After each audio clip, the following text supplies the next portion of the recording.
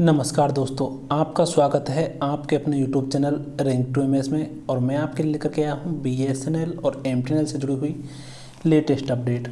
तो बीएसएनएल की अगर न्यूज़ हम देखें तो बीएसएनएल के सीएमडी पीके पुरवार जी के द्वारा आज मीटिंग की गई, जिसमें सभी यूनियंस के द्वारा पार्टिसिपेट किया गया।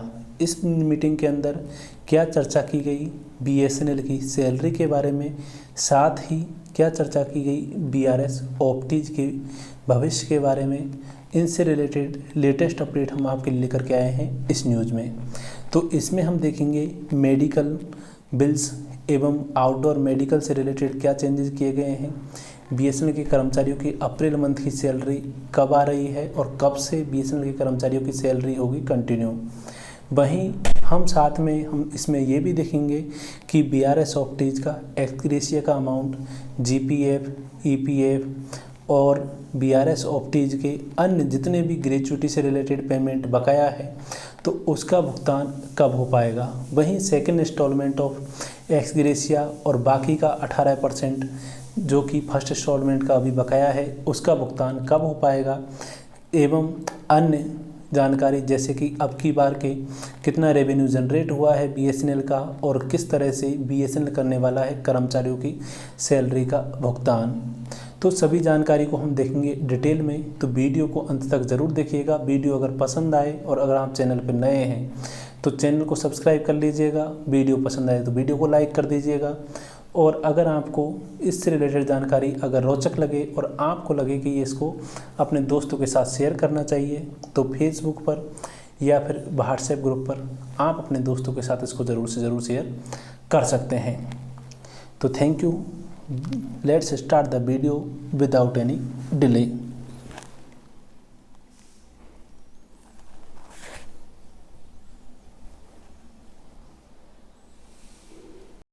तो सबसे पहले तो हम चर्चा कर लेते हैं यहाँ पर मेडिकल क्लेम के लिए कि मेडिकल के लिए क्या ऑफिशियल ऑर्डर जारी किए गए हैं। तो ये है 8 मई का लेटर, जिसमें आप यहाँ पर जानकारी देख सकते हो कि क्या प्रोसीजर है आउटडोर मेडिकल क्लेम की बीएसएनएल के एम्प्लॉयज़ के लिए, चाहे वो सर्विंग एम्प्लॉय हो चाहे वो रिटायर्ड एम्प्लॉय हो, यानी बीआरएस ऑप्टीज हो चाहे रेगुलर एम्प्लॉय हो, सभी के लिए एक आउटडोर मेडिकल क्लेम का प्रोसीजर जारी किया गया है, जिसमें बताया गया है कि 15 दिन तक के लिए 15 दिन तक का अगर आपको मेडिकल क्लेम आउटडोर का क्लेम करना है तो अगर बेसिक पे प्लस डीए के बराबर अगर 15 दिन के बराबर का हो रहा है तब तो आपको उसको वाउचर के साथ में बनाना है। और अगर आपका जो एम्प्लॉई हैं उनके, ये तो है सर्विंग एम्प्लॉयज़ के लिए, लेकिन अगर रिटायर्ड एम्प्लॉई हैं उनके लिए इन्होंने बताया है कि सीजीएचएस है।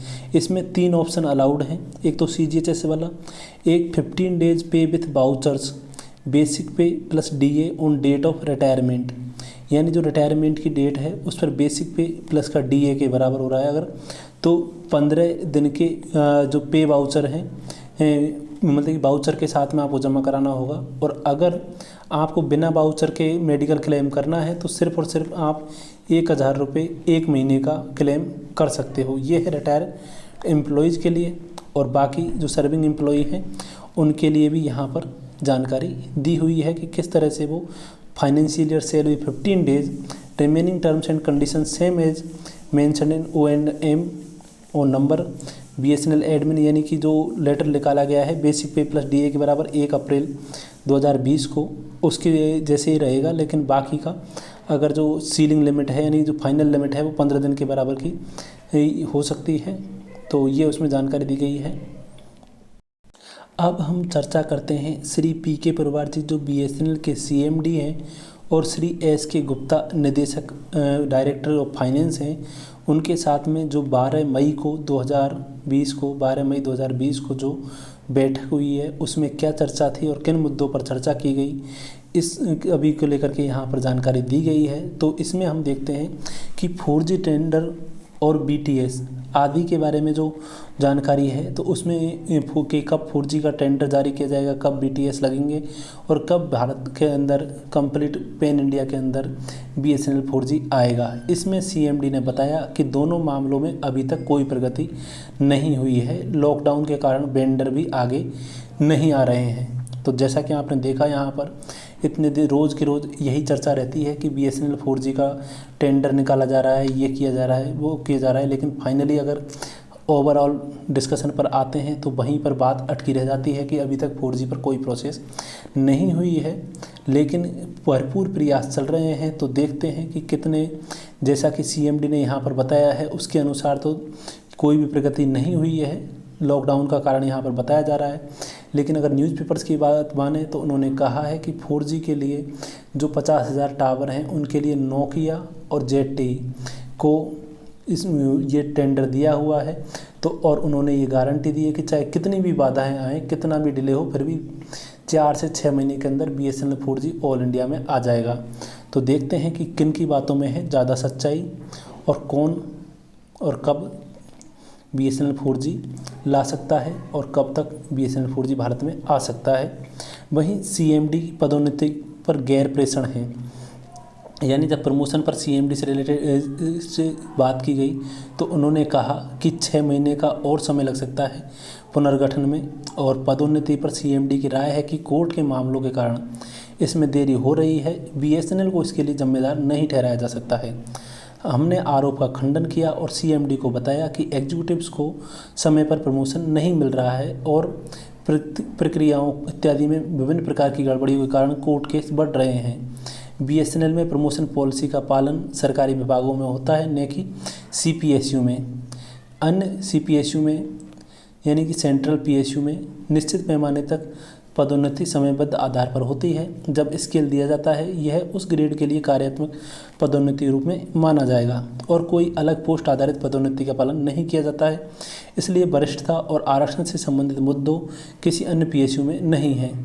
इसे दूर करने के लिए BSNL ने पहले ही AGM, CAO और EE ग्रेड के पैमाने का कार्यात्मक पदोन्नति देने के लिए EPP के संवेदन की मंजूरी दे दी है। हमने इन्हें कुछ दिनों पहले डायरेक्टर मानव संसाधन यानी HR और HR टीम के साथ हुई चर्चाओं के बारे में जानकारी दी और निष्कर्ष दिया कि आरक्षण से संबंधित अदालती मामलों के कारण पदोन्नति का वर्तमान स्वरूप 2 से 3 साल से पहले संभव नहीं होगा और प्रबंधन गंभीरता से काम करेगा।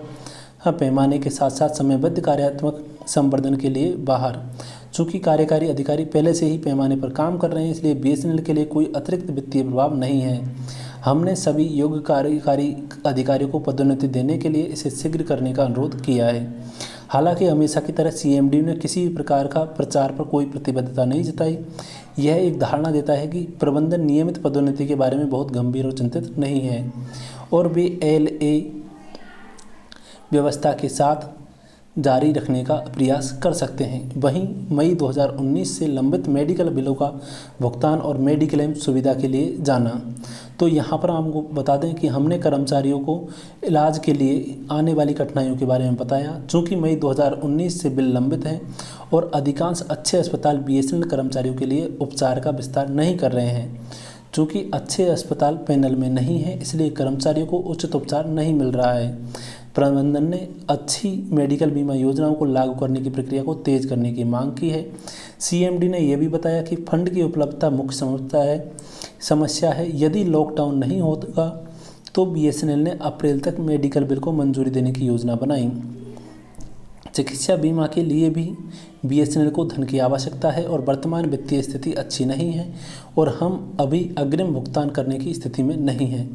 CMD ने उल्लेख किया कि वेतन और माउंट व्यय व कंपनी की पहली प्राथमिकता है और माउंट के लिए फंड जारी किए बिना राजस्व उत्पन्न नहीं किया जा सकता। उन्होंने आगे बताया कि जब वेतन भुगतान में देरी होती है तो हमें तुरंत अग्रिम भुगतान नहीं ले सकते हैं।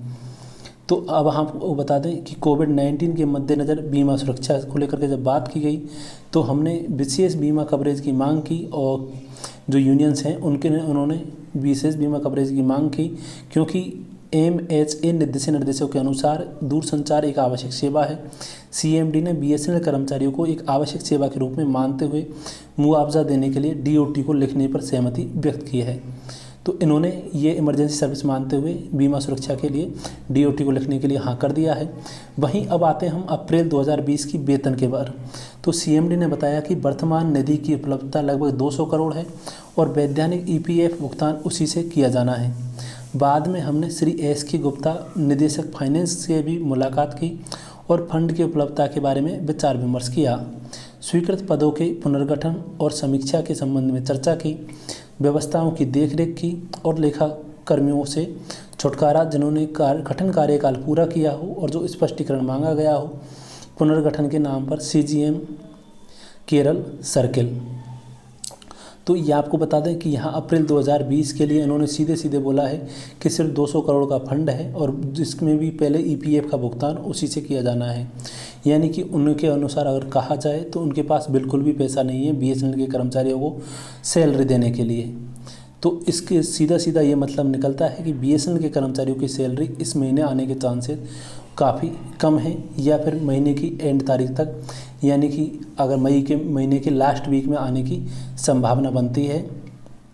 वहीं BSNL CO सेल ने BSNL कर्मचारियों के लिए आउटडोर मेडिकल क्लेम की प्रक्रिया के संबंध में आदेश जारी किया है। BSNL CO की सेल ने 2019-20 के लिए EAPAR अपार जमा कराने के लिए अंतिम तिथि को बढ़ाने के संबंध में आदेश जारी किया है। वहीं श्री PK पुरवार जी BSNL के CMD हैं को वित्त वर्ष के लिए APAR यानी अपार आमंत्रित करने और प्रस्तुत करने के लिए समय सीमा बढ़ाने के अनुरोध में बारे में लिखा है। वहीं BSNL के 25 प्रीपेड प्लान्स हुए अपडेट, इस नेटवर्क पर मिलेगी फ्री कॉलिंग की सुविधा। तो यहाँ पर आप देख सकते हो BSNL से MTNL के नेटवर्क पर मिलेगी अनलिमिटेड कॉलिंग की सुविधा। कुल 25 प्लान्स के साथ है यह ऑफर। रोज़ 100 SMS भेजने के साथ कर सकेंगे 250 मिनट की कॉलिंग। यहाँ पर BSNL ने अपने प्रीपेड प्लान को अपडेट किया है, जिसके बाद ग्राहकों को भी फ्री में अनलिमिटेड कॉलिंग और मैसेजिंग की सुविधा मिल रही है।